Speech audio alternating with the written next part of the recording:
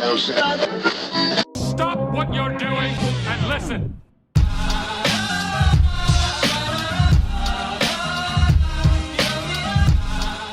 Hello and welcome back to the Nelson Speaks podcast. I'm your host and I'm so happy to be back today. It is a good day and, it's just a good day to, make a podcast. It is currently 10:46 on Sunday, January 19th of the 2020 year. And, this is a little late, but I'm actually kind of excited for this new decade just because it seems like it's going to be fun just to have a whole new decade to do whatever I want because, it's almost like a fresh start. And if you have a fresh start, you can do anything. So, don't let this decade be a flop for all of you newcomers. And yeah, well, the first thing I'd like to start out with is saying thank you to everybody who's tuning in, for past people who have turned in and new people. If you're a new person tuning in for the first time, please like and subscribe and be sure to turn on post notifications by hitting that little bell. And thank you so much again for tuning in because I'm a new person to all this, so if this flops, oh well, but I think it's gonna go pretty well, and I like this a lot, so yeah, thank you all for listening to my podcast. The first thing we're gonna do is read our first article. So our first article, I forgot to tell you guys, if my throat sounds a little funky, forgive me. I was at a semi-formal yesterday, so that's probably why it's all messed up. So if you hear it, just forgive me. But our first story comes from Dwayne "The Rock" Johnson. His father, Rocky, aka Soul Man, has passed away at the age of 75. Now, me personally, I did not know who this guy was very much because I don't watch WWE, but he sounds like he was a pretty big deal, and from what I know, he might be the Rocky that all the Sylvester Stallone movies were themed around. But yeah, this sounds pretty big because it's all over the place. It happened 3 days ago, and it's currently Sunday, so that probably happened Thursday. So, at this point, I'm kind of wondering what The Rock is feeling, because that's his dad. Then again, it's almost like this guy was so big that I don't know, because, you've never heard The Rock talk about him, from what I know. So, I'm trying to figure out if they have a good relationship, or if they didn't or not. But Rocky's career had begun in the mid-1960s. That led him into WWE in 1983, which he then retired in 1991 for his retirement. So it sounds like this guy, he was pretty golden until, up until a couple weeks ago, because from what I've seen, he wasn't that old, he was only 75, so, yeah, that's about the story. I don't know, I gotta look more into this and see how The Rock and them are feeling, because, he's probably sad, because, that's his dad, but I don't know, you never know. Maybe they didn't like each other. Yeah, I don't know. But our next story comes from the NFL. So, for the people that do like the NFL, here's your time. But I personally do a lot. So, in the end, last week, my Chiefs end up winning against the Texans with a huge comeback, which was absolutely amazing. 51-31 when it was originally 0-24, and it's been recorded that was the biggest comeback in franchise history, which is actually insane. And then, not only that, the Packers beat the Seahawks, which nobody was expecting. So now it's the 49ers and Packers are playing today, and the Chiefs and the Titans. Well, honestly, I'm kind of scared for my Chiefs, because the Titans have Derrick Henry, right? Well, Patrick Mahomes has all of his cards to play with. He has Travis Kelce, he has Sammy Watkins, he has Tyreek Hill, he has everybody that he needs.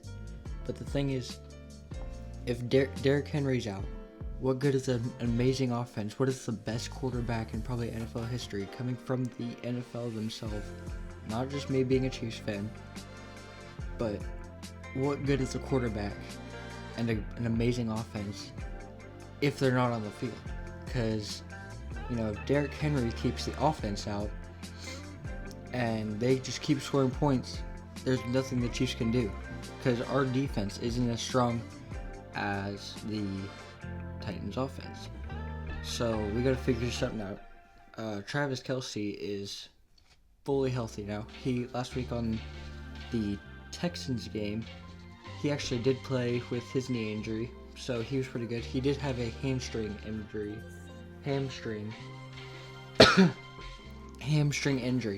so that didn't really do anything, but now he's okay, and he's actually in better health than he was last week. Chris Jones, okay, this guy, I get it, right? You got hurt, but it's been 4 weeks since this guy has played, and at this point it's just getting kind of ridiculous. Like, yes, he is hurt, but it's getting to that point where it shouldn't even be that bad at this point. It's been 4 weeks. He didn't break anything. He just got hurt. So, I don't know. It just seems kind of sketchy. Because, in all honesty, we do need the guy. We need him. He's one of our main O-line or D-line. I can't remember. But yeah, he's a main guy. And if we don't have him, what are we supposed to do? Because yes, we did beat the Texans last week, but if the Titans get ahead this time by 24-0, which they probably won't, but if they get ahead, they're gonna pull away with that lead. Same for us. If we get ahead, we're gonna try to pull away. But Derrick Henry's gonna make that really, really hard on us. And I just don't know what to do, because Derrick Henry's an amazing dude. And so is Patrick Mahomes, and so is Travis Kelce, and Tyreek Hill, and Sammy Watkins, Ryan Tannehill. They're all really good. And, I think we're kind of underestimating the power of Ryan Tannehill, because they're giving all the credit to Derrick Henry when Tannehill's over here. Yes, he's not one of the best, but he has an arm, and he can throw if he wants to. So, I don't know, it's going to be scary. For the Packers and 49ers, I think that the 49ers are going to come out on top and absolutely destroy the Packers. Now, this isn't me saying that because I just don't like the Packers. It's me saying this because I know that it's true. It happened once already this season. It's most likely going to happen again. The Packers just don't have the willpower or strength to stand up to the Niners. So, I think I know how that game's going to go, but then again, that's what everybody said about the Seahawks. So, I'm not going to underestimate them. So, they have a chance here, but if I have to go with one team, it's going to be the Niners. And my predictions for this week, for one, I'm going to say the Niners, and then I want to say the Chiefs. So, there's only 2 ways the Super Bowl can turn out. Niners, Chiefs, or Niners and Titans. And for the Titans and Chiefs game, it's either going to be really, really close, or one of the teams is going to get destroyed. And I'm hoping that's not my team, because we've almost been underestimated all season. And I feel like we should get a little bit more credit than we're actually getting, because right now we came out as an underdog almost. I don't know, maybe that's just me. But our next story comes from ABC. So there was a girl at a Christian school. So they have normal schools, and then they have like schools like CCS, which is a school nearby, and it's a Christian school. You know, it's pretty self-explanatory. But there was a girl that goes to a Christian school, and she wore a rainbow shirt, and she had a birthday cake, right? Or no, it had a birthday cake like on the shirt. So, see, she was just at school. Well, the school thought, hey, she has a rainbow shirt. That stands for LGBTQ. Well, we can't have that here. So they expelled her. Now, I can't really show my point of view on this because I can't take either side. But that just seems kind of dumb, you know? Because, I mean, yes, she wore a rainbow shirt, and it's 2020. That might represent LGBTQ. But, like, seriously, it's a shirt. What is the big deal about it? What is it gonna do? I mean, it's not harming anybody. You're in Kentucky, and she's a freshman. What's the big deal? I don't see it. It's a sweater. I mean, honestly, just get over yourself. That is not a big deal. So it was a school in Kentucky, and she was celebrating her 15th birthday. Oh no, so it was a cake. I was wrong. So it was a rainbow cake and a multicolored sweater. So then, even then, if it's a rainbow cake and a sweater, that still doesn't make it to where it should be, like, expelled worthy. Because that's not, if she got in a fight or something, that's when you get expelled. Wearing a rainbow sweater should not get you expelled. A person in Alforge said she filed an appeal with the school, but it was denied. So they literally did everything they could to make sure this girl got, I guess, they got revenge against her for wearing a rainbow-colored shirt. Well, I hope that they're happy, because they literally just ruined somebody's 15th birthday by expelling them on their birthday over a rainbow shirt and cake. Good for you. You don't like colors. Alright, our next story doesn't actually come from anywhere in particular. It's more over a topic. So, everybody knows the famous Valentine's candy, little candy hearts, right? So they have little messages and stuff on them. Well, if you guys didn't notice, there actually was no official candy hearts last year for Valentine's. They were there, but they weren't the official, like, name brand kind. They were probably like off-brand or something. But the people who made them actually got bought out, and the messages are going to be different now. So Sweethearts, the Conversation Heart Candy, is back on shelves for Valentine's Day this year, because, like I said, they were missing last year, but it was because of their change of ownership. So this year we might see a little changes, so like fewer pithy sayings and a slightly different taste. So that's gonna suck, because I actually like the taste of the old one. So a Sweethearts, I can't speak, original producer, New England Confectionery Company, went out of business in 2018. That sucks. Round Hill Investments, which bought Twinkie maker Hostess. I've never been able to say that name. Is it Hosties or Hostess? While it was in bankruptcy proceedings. So whenever everybody thought that Twinkies were gonna go extinct, I guess that was pretty funny. because literally everybody bought Twinkies, and then they never went out of business, so now they just got like a huge crap load of money because they thought they were gonna lose the Twinkies. So yeah, they bought the Twinkies, Hosties, whatever, I can't, again, still don't know how to say it, while they were in bankrupt, so they purchased the bankrupt candy maker at auction, but sold it to Naco Wafer Brand and Sweethearts to Spangler Candy. Several months later, Spangler's best-known candy is its Dum Dum Lollipops. I honestly don't like those things. They're literally just balls of sugar. I don't know who would like these. It became really apparent to the people how much they were going to miss them.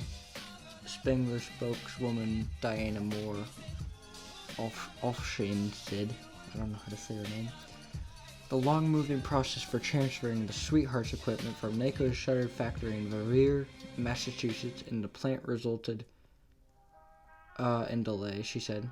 So 60 truckloads of equipment had to be carefully dismantled, packed up, and moved. So they had to pretty much move all the stuff to CVS and Walgreens and stuff like that. And so they're planning on returning the candies back in 2021. So they're not coming back this year, which is gonna suck. So the printer that Sweethearts used to press sayings like "You Rock" and "Love Me" on the hearts were unreliable, so they had to stop.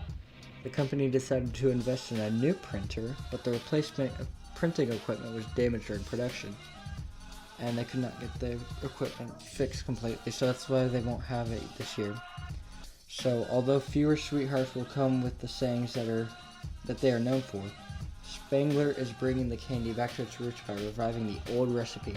So they're going to stay the same taste, which is good, because I like the old taste. They were better. But I mean, really, why do you gotta change it in the first place? The company located a formula buried in paperwork. So NACO had tweeted the recipe over the years in an attempt to modernize the 118-year-old candy. The change brings back flavors such as banana and wintergreen.